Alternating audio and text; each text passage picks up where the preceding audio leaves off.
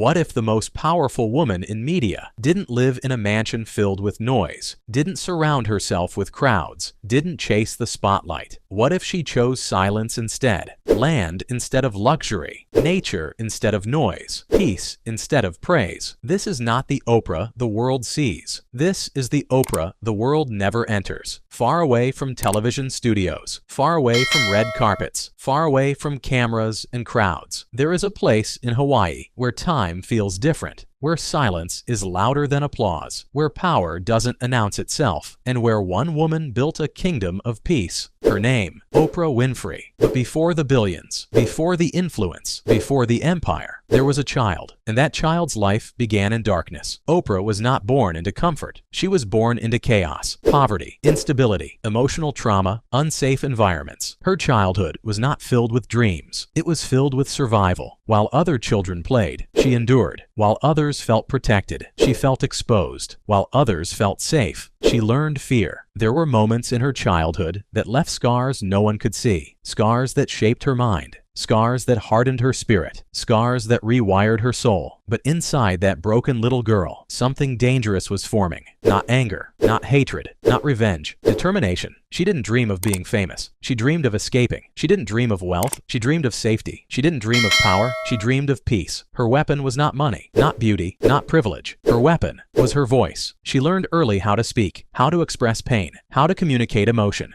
how to connect. While others hid their wounds, she spoke them. From small radio stations to local TV studios, she climbed quietly. No shortcuts, no sponsors, no rich backers, just grit. She was rejected, ignored, underestimated, overlooked, but she kept moving because Oprah understood something early in life. The world doesn't give power, it tests you for it. Every failure shaped her, every insult hardened her, every rejection sharpened her, until one day the world finally heard her, not as a reporter, not as a presenter, but as a force. When she entered television, something felt different. She didn't perform, she connected. She didn't entertain, she understood. People didn't just watch her, they trusted her. Her voice carried pain, her presence carried truth, her energy carried authenticity. And slowly, without noise, without hype, without drama, she began building something bigger than fame. She built belief. Millions of people didn't see Oprah as a host. They saw her as a mirror, a reflection of their struggles, their fears, their hopes. She wasn't talking to them. She was talking for them. And when the world finally realized what she had become,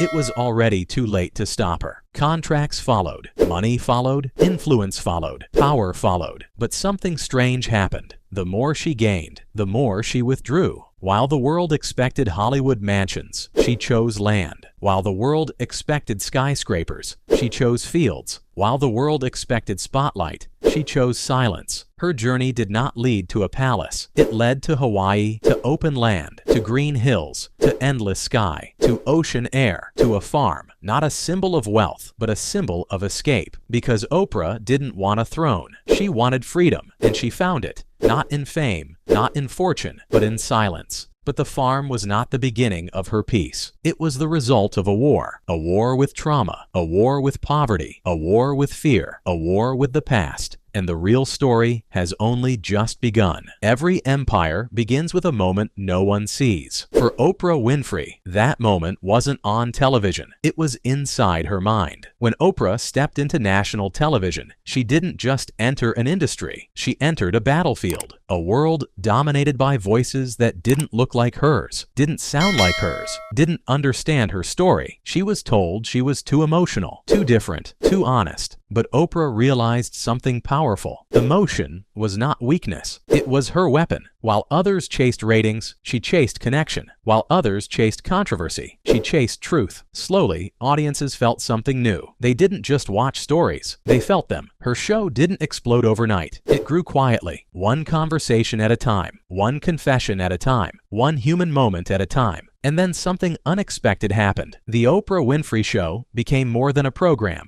It became a global phenomenon. Millions tuned in daily, not for gossip, not for drama, but for meaning. Advertisers followed, corporations followed, publishers followed, Hollywood followed. But Oprah did something no one expected. She refused to be controlled. Instead of signing away her power, she created her own production company. Instead of working for networks, she built partnerships. Instead of being a star, she became an owner. Ownership changed everything. For the first time in history, a talk show host controlled her brand, her content, her influence, her future. Her income exploded. Television deals, book clubs, film production, media investments, endorsements. But Oprah never flaunted her wealth. She studied it. She understood it. She mastered it. While celebrities spent money to look powerful, Oprah built systems to stay powerful. She invested in stories, in people, in platforms, in ideas. Her net worth climbed quietly. Hundreds of millions, then billions. But money didn't change her dream. It changed her destination. She started asking different questions. Not, how famous can I become? But, how free can I become? Fame brought noise. Power brought pressure. Success brought expectations. The world wanted more Oprah, more interviews, more appearances, more opinions. But inside, she felt something else. Exhaustion. She realized a shocking truth. The higher you rise, the louder the world becomes. And Oprah wanted silence, so she began searching for something unusual. Not a mansion, not a palace, not a celebrity neighborhood, but land, wide land, open land, untouched land. She traveled quietly, away from cameras, away from headlines, away from Hollywood, until she reached Hawaii. The air felt different, the sky felt endless, the silence felt healing. For the first time in her life, she felt something she had never felt before: control. But buying land in Hawaii was not just a lifestyle choice. It was a psychological decision, a spiritual decision, a strategic decision. And when Oprah decided to buy land, she didn't just buy property. She built a sanctuary, a fortress, a world hidden from the public eye. But what happens inside that world? What does a billionaire really do when no one is watching? What secrets does her farm hold? And why did she choose a farm instead of a palace? The answers lie beyond the gates of her Hawaiian estate. And that story is just beginning. Behind every great fortune, there is a place no one is allowed to see. For Oprah Winfrey, that place is not a studio. It is a farm. From the outside, it looks peaceful. Rolling green hills, endless fields, a sky painted with sunlight. But inside this quiet paradise, a different story unfolds. Oprah didn't buy her Hawaiian land for luxury. She bought it for distance. Distance from expectations. Distance from controversy. Distance from the noise of fame. Every morning, while the world scrolls social media, Oprah wakes up to silence. No red carpets, no cameras, no applause, only wind, only birds, only land. Her day doesn't begin with makeup artists. It begins with walks through her property, barefoot, unfiltered, real. She touches the soil, she observes the crops, she listens to nature. Because after decades of controlling conversations, she wanted something she couldn't control: nature. On her farm, Oprah isn't a billionaire. She's a caretaker of land, of silence, of herself. But this farm is not ordinary. It's massive. Acres stretching beyond the horizon. Private roads, hidden residences, security systems unseen by visitors. Few people are invited inside. Even fewer understand what happens there. This is where Oprah thinks, where she plans, where she disconnects from the world to understand it better. Her farm is not about farming, it's about freedom. In Hollywood, everything is artificial. In Hawaii, everything is raw. She doesn't chase trends here, she creates them. She doesn't follow schedules, she designs them. But the most fascinating part of her life is not what she does publicly, it's what she refuses to show. No paparazzi photos, no detailed tours, no reality shows. Why? Because power is strongest when it is invisible. Oprah learned something most celebrities never learn.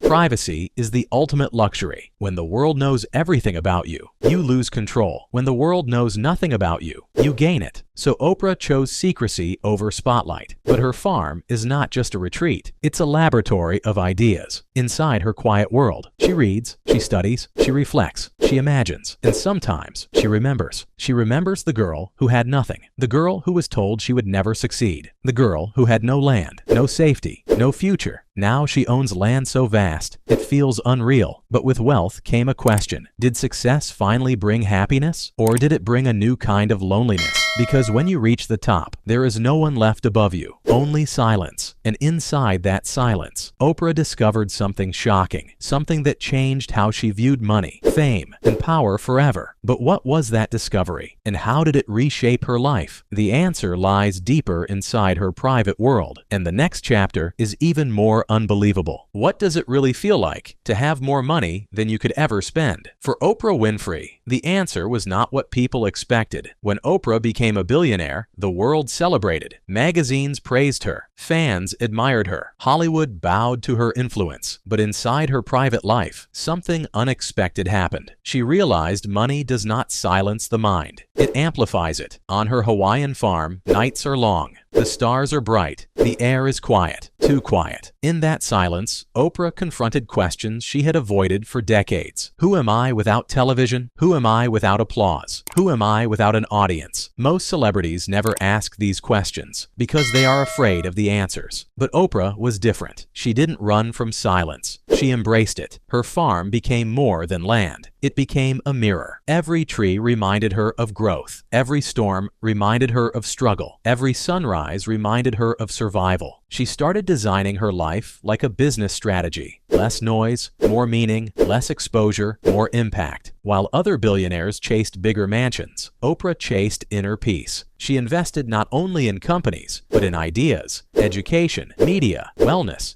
human potential. Behind the scenes, her influence expanded quietly. She wasn't just a celebrity. She was becoming an institution. Presidents listened to her. CEOs consulted her. Global leaders respected her. But she rarely spoke about it. Because real power does not need to be loud. Her Hawaiian farm became the place where decisions were born, deals discussed, strategies refined, visions shaped. Sometimes guests arrived by private planes, not for parties, for conversations. Conversations that never reached the media. What did they talk about? The future of media, the future of culture, the future of influence. Oprah wasn't just reacting to the world, she was shaping it. But even with all this power, she carried invisible scars. Fame had given her everything except normality. She couldn't walk in a market unnoticed. She couldn't sit in a cafe without whispers. She couldn't live anonymously, so she built a world where she could. Her farm wasn't just a home. It was a shield against criticism, against pressure, against expectations. But shields come with a cost, isolation. Sometimes, she wondered, was the price of greatness too high? Because while Oprah gained billions, she risked losing something priceless, something money could never buy. And in the next chapter, you'll discover the most personal truth about Oprah Winfrey.